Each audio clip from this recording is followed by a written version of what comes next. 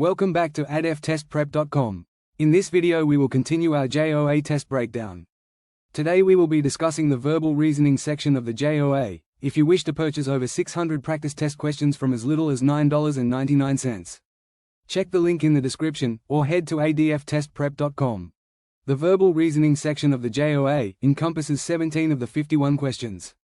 It is designed to test your reading comprehension, vocabulary, and your understanding of the English language. There are 4 different kinds of verbal reasoning questions you may encounter. They are, as follows: identifying words that are not similar, dual confirmation statements, determining relationship similarities, and defining similarities. These will be discussed in more detail later in the video.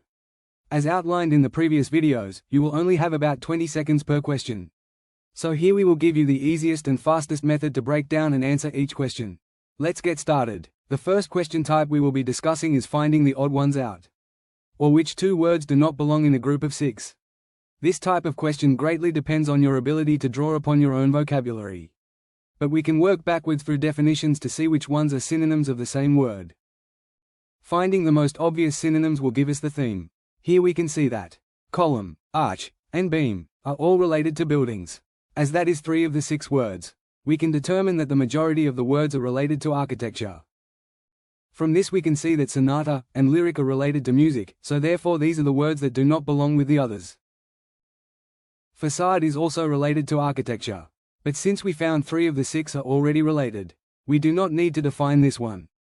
The second category of verbal reasoning questions we will discuss is dual confirmation statements, or which 2 statements together prove something. Please pause the video to read over the question on the screen. It is important to read the question instructions in detail.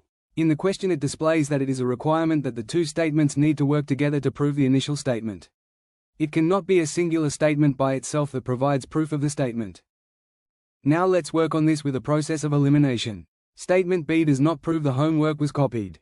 Neither does statement C, or D, therefore, the answer is statement A and E together. The third category of question we will be discussing is determining relationships, or A is to B as C is to X. This again requires you to draw upon your own vocabulary.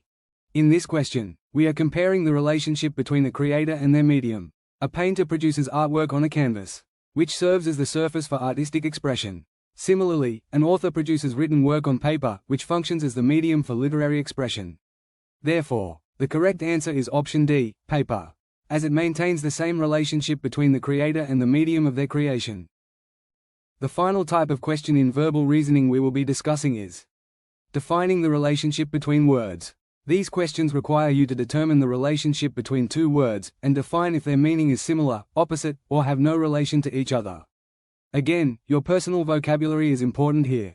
Let's address the example question shown on the screen. The term abundant refers to something that exists in large quantities or is more than enough. Similarly, plentiful also means existing in great supply. Since both words express the idea of having a large amount of something, they share similar meanings. Therefore, the correct answer is A, have similar meanings. That concludes our discussion of the verbal reasoning section of the JOA. For any questions, or if you wish to purchase practice material, head to ADFtestprep.com.